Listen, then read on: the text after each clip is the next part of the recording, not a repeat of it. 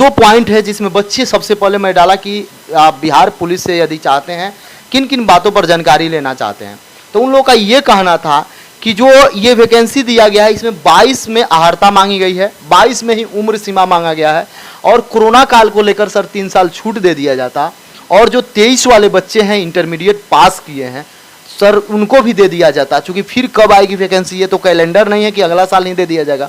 Sir इसको आप कैसे? साथियों अभी हम लोग उपस्थित हैं एग्जाम टूर चैनल पर और आपसे बता दें बिहार में वैकेंसी आ रही है, अच्छी बात है, लेकिन अभी बिहार पुलिस के लिए 21,391 पद पर जो वैकेंसी निकाली गई है उसमें लेकर अभ्यर्थी को बहुत सारी समस्या है। खासकर बता दें माननीय मुख्यमंत्री जी के द्वारा बोला गया था कि हाइट में जो महिलाएं हैं उनको छूट दिया जाएगा, उनको भी अभी तक लगातार केवल कमेंट कर रहे हैं कि कब छूट मिलेगा। संपूर्ण रणनीति लेंगे कि इसमें क्या क्या संशोधन हो सकता है, क्या क्या संभावना है। और मेरे साथ रामांशु सर हैं। सर आपका स्वागत है एग्जाम टूर में। बहुत बहुत धन्यवाद अभिषेक जी। सर एक दो पॉइंट है जिसमें बच्चे सबसे पहले मैं डाला कि आप बिहार पुलिस से यदि चाहते हैं किन किन बातों पर जानकारी लेना चाहते हैं, तो उन लोगों का ये कहना था कि जो ये वैकेंसी दिया गया है इसमें 22 में अहर्ता मांगी गई है, 22 में ही उम्र सीमा मांगा गया है और कोरोना काल को लेकर सर 3 साल छूट दे दिया जाता और जो 23 वाले बच्चे हैं इंटरमीडिएट पास किए हैं सर उनको भी दे दिया जाता, क्योंकि फिर कब आएगी वैकेंसी ये तो कैलेंडर नहीं है कि अगला साल नहीं दे दिया जाएगा।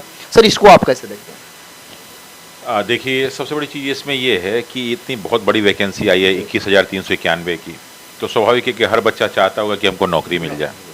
लेकिन पटना मीटअप में यानी कि निर्मल गहलोत सर और उत्कर्ष की टीम यानी कि कुमार गौरव सर और अक्षय गौड़ सर तीनों व्यक्ति आ रहे हैं, तो आप मिल सकते हैं दिन 2 जुलाई को, संडे का दिन है। और कहाँ पे सर आएंगे? बापू सभागार में आएंगे, लेकिन जो भी सीट है वो लिमिट है, तो इसलिए आप रजिस्ट्रेशन जरूर करा लेंगे।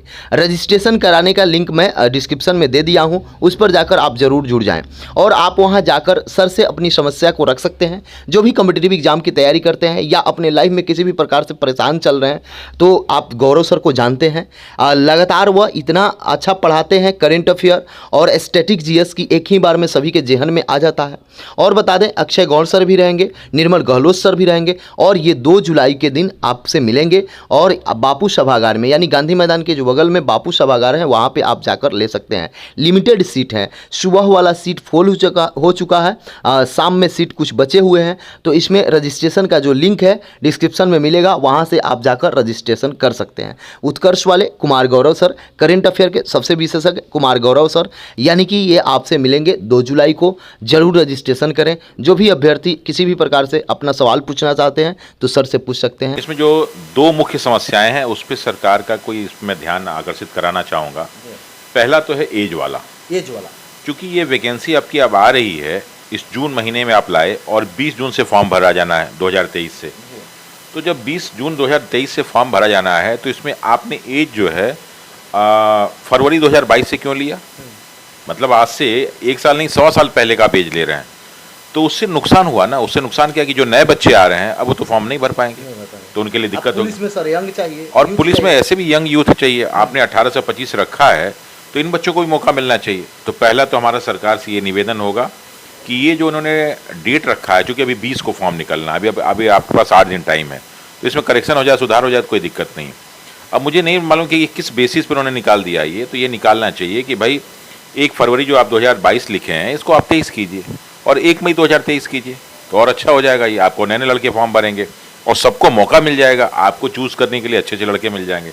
तो पहला तो सरकार से हमारा नम्र निवेदन होगा कि जो 1 फरवरी 2022 का इन्होंने एज का डेट रखा है उसको बढ़ा के 2023 में लाएँ और उसको 1 मई 2023 में लाएँ, ताकि अधिक से अधिक बच्चे शामिल हो सकें। दूसरा, इन्होंने शिक्षा जो मांगा है वो 1 अगस्त 2022 का मांगा है। ये भी समझ में नहीं आ रहा है कि फिर आप जून में जब वैकेंसी निकाल रहे हैं तो जो इस साल बच्चे भी पास हुए हैं उनको भी मौका दीजिए, जो यंग जो लड़के हैं वो मौका उनको दीजिए। तो उससे क्या होगा कि और नए यंग जनरेशन आएंगे। तो चलिए यंग को आपने मौका दे दिया, 2 काम कर दिया। लेकिन एक सबसे बड़ी चीज़ है कि जो लड़के एजेड हो चुके हैं, क्योंकि कोरोना के पहले वैकेंसी आई थी और उसके बाद अब वैकेंसी आ रही, तो ये जो 3 साल में बच्चों का जो नुकसान हुआ है, कोई फॉर्म नहीं निकला है, तो एसएससी सर किया था, एसएससी ने किया था, तो इसलिए इसमें भी किया जाना चाहिए और कम से कम उन बच्चों को भी मौका मिलना चाहिए। तो जिन बच्चों की एज खत्म हो रही है या जो खत्म हो चुकी है, हाँ 1 साल से उनको ये मौका मिलना चाहिए। तो एक तो जो है जो पीछे छूट गया उनके कम से कम 2 से 3 साल का वो बढ़ता तो बहुत अच्छा रहता। और दूसरा ये क्या है कि ये जो नए बच्चे आ रहे हैं उनको भी मौका मिलना चाहिए। तो ये दो तो मुद्दे पे सरकार को इस पे फोकस करना चाहिए और हम सरकार से रिक्वेस्ट भी करेंगे कि इस पे जरूर करे, खासकर जो भर्ती बोर्ड है इस पे जरूर सोचे एक बार, अभी आपके पास टाइम है पूरा। सर सबसे पहले एक बार कैबिनेट मीटिंग हुआ था, उसमें भी और बाहर में भी बोला गया था कि जो हाइट में छूट है महिला लोग जो हैं यानी गर्ल कैंडिडेट हैं उनको दिया जाएगा, और माननीय मुख्यमंत्री जी ये बात बोले थे। तो उसको लेकर अब जो भी महिलाएं हैं, जो भी लड़की हैं, कमेंट कर रहे हैं कि जिनका पॉइंट में कम है वो नहीं फॉर्म भर रही हैं। सर उसको लेकर क्या कहिएगा, क्योंकि मुख्यमंत्री जी बोले। देखिए, चूंकि मुख्यमंत्री साहब ने विधानसभा में बोला था, उनसे प्रश्न विपक्ष ने उठाया था तो उन्होंने बोला था और उन्होंने आश्वासन दिया था कि इस पर हम जरूर विचार करेंगे। देखिए, विचार आपको इसलिए नहीं करना है कि आप मुख्यमंत्री हैं और विपक्ष ने कहा, आपको विचार इसलिए करना है कि जो पास पड़ोसी के जितने भी राज्य हैं उनसे आप तुलना कर लीजिए।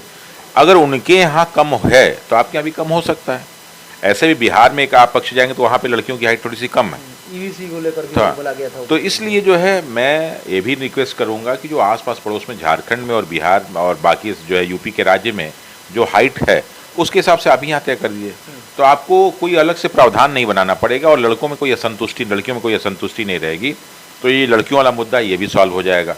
तो जो आपके पास ये 3-4 मुद्दे हैं, एज वाला, क्वालिफिकेशन वाला, जो पुराने बच्चे छूट गए कोरोना काल में वो वाला, और ये लड़कियों का हाइट वाला, तो ये चारों मुद्दे अगर हमें लगता है कि इसको सही ढंग से कराया जाए तो हमें लगता है कि बिहार सरकार को भी फायदा होगा और बच्चों को भी फायदा होगा। लेकिन इसके साथ एक मुद्दा भी और है और बहुत इंपॉर्टेंट मुद्दा है। वो मुद्दा ये है कि ये एग्ज़ाम फेयर होना चाहिए और इसमें पेपर मिलना चाहिए, क्वेश्चन मिलने के बाद उसका आंसर शीट जारी होना चाहिए। उसके साथ साथ क्या है कि लड़कों को जो मार्क्स मिल रहा है वो भी जारी होना चाहिए, ताकि लड़कों को मालूम, कट ऑफ जारी होना चाहिए, ताकि लड़के अपना, उसमें कोई चोरी कोई बेईमानी नहीं होनी चाहिए। जैसे हाई कोर्ट ने किया, जैसे बीपीएससी कर रहा है, वैसे पुलिस आयोग को भी करना चाहिए। वरना 2024 का चुनाव होने वाला है, 2025 का चुनाव होने वाला है, उससे बहुत ही घातक प्रभाव पड़ेगा, क्योंकि बहुत सारे बच्चे जो है क्वालिफाई करने वाले हैं, बहुत सारे डिस्क्वालीफाई भी करेंगे। तो सरकार से मेरा करबद्ध अनुरोध है, सारे अधिकारियों से अनुरोध है कि इन 5-6 मुद्दों पे जरूर काम करें वो। सर जो विद्यार्थी तैयारी कर रहे हैं, फॉर्म भरेंगे, अभी तैयारी पर छोड़िए, फॉर्म भरना है और उनके पास सभी डॉक्यूमेंट्स 20 तक एकत्रित कर लें। हाँ, ये तो काम जरूर कर लें कि जो है जितने भी डॉक्यूमेंट्स आपके हैं, खासकर आय प्रमाण पत्र और जाति प्रमाण पत्र और निवास प्रमाण पत्र, आय है, जाति है, निवास है, 3 प्रमाण पत्र है। कोशिश कीजिएगा आपके पास 1 हफ्ता पूरा टाइम है, जहाँ से भी अनुमंडल से, मंडल से, जहाँ से भी हो सकता है, ब्लॉक से, उसको इकट्ठा करके अपने पास रख लीजिए और लेटेस्ट रखिए, कि ताकि भविष्य में आपको किसी प्रकार का कोई संकट का सामना ना करना पड़े। सर समय देने के लिए बहुत बहुत धन्यवाद। बहुत बहुत धन्यवाद अभिषेक जी। इसके बावजूद भी यदि किसी प्रकार का कोई प्रश्न आपका छूट गया हो, ये कमेंट में आप लगातार किए थे, इसलिए मैं सर से इस मुद्दा को बोले थे कि आप लोग सर से चर्चा कीजिए, तो मैं किया। इसके बावजूद आपके मन में यदि तैयारी से लेकर कोई कमेंट सहयोग चाहिए तो भी कमेंट बॉक्स में जरूर कमेंट कीजिएगा, आपका सहयोग किया जाएगा। यदि आप एग्जाम टूर पर नए हैं तो एग्जाम टूर को जरूर सब्सक्राइब कर लें, लोगों में शेयर करें। जय हिंद, जय भारत, जय युवा।